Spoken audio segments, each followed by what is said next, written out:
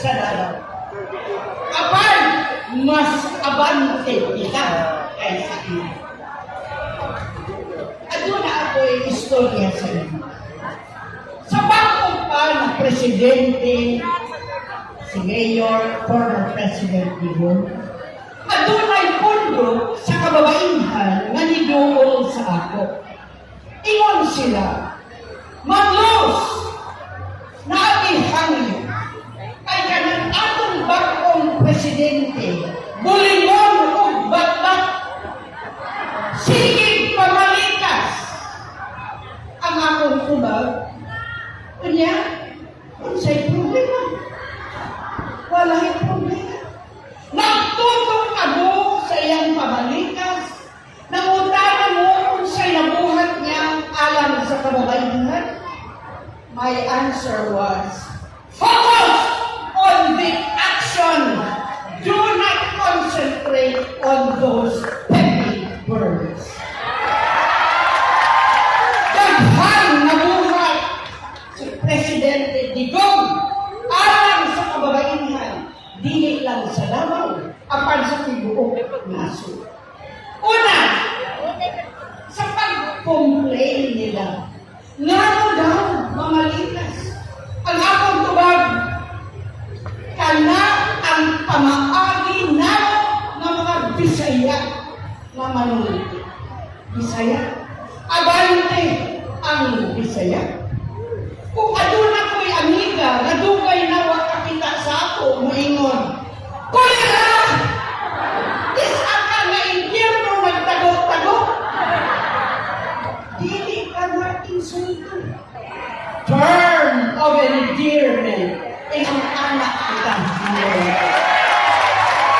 Pinabunga, pinagahi o gila, abante. Kamu mga Tagalog pag-ingog langgam, ni tanaw mo sa ubos, kami putanaw sa taas.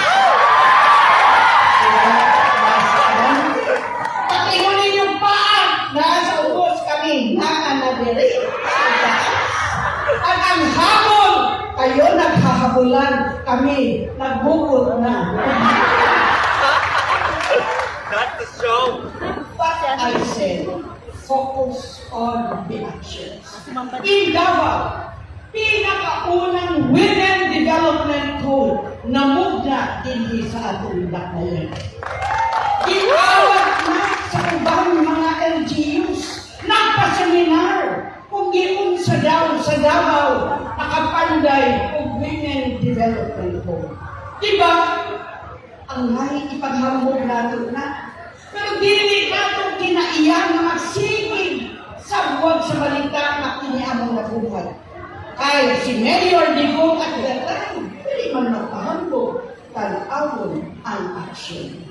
Sa Davao, ang pinakaunang Integrated Gender Development Office. Yeah! Kalaban ang opisina alam sa kababayan sa Tibuok Pilipinas. Wala na sa laing mga dakbayan. Unyang maingon sila, walay nabuhat din sa Davao. Tungod sa mga balaod, mga practices na nahimo alam sa kababayan, paghatag ng kapital, aron makatukod o negosyo. Ang pagtabang sa mga kababayan diha sa ating Chile. Kana ang hinungdan ngano ang Davao gihatagan sa Galing Pook Award for Gender. The first and only Galing Pook Award that we have received for women for gender action. Tungod kang Mayor Digong, daghang mga balaudnon na natukod, mas nauna pa ta kaysa nasyonal. Aduna na'y Philippine Commission of Women nga nangayo o mga leader na babae. Upat ka babae gikan sa Davao ang di-appoint ni Presidente Digong diha sa Philippine Commission on Women. O kita ang nahimong ehemplo sa mga maayong pamaagi aron makatabang sa kababaihan. Awaton ba sa uban? Pero, mubo gihapon ang tanaw nila sa taga-Davao. Sige reklamo sa pamaagi daw sa pagsulti ni Mayor ni President Digong. But I said, focus on the action. Look at the action. Look at the performance of President Digong. Tungod sa iyang mga ayon na buhat, malinahabon ang atong dakbayan. Daghan pa ang mga kaayuhan, daghan pa ang mga balaudlong na natabang sa kababaihan. And we continue because women constitute 1/2 of the population. Dili malimot ang daghang natabang si Presidente Digong. Kung gano'n, daog-daog ka, pagkadawa ka insulto, dapat united ang taga-Davao.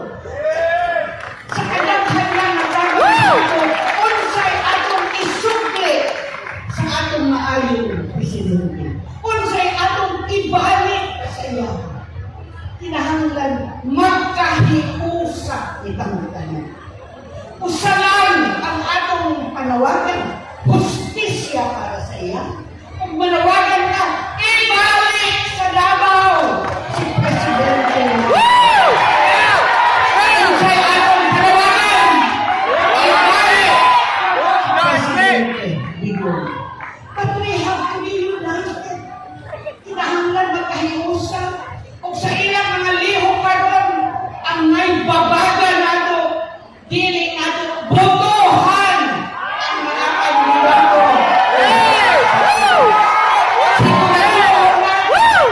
Usa ang atong timo.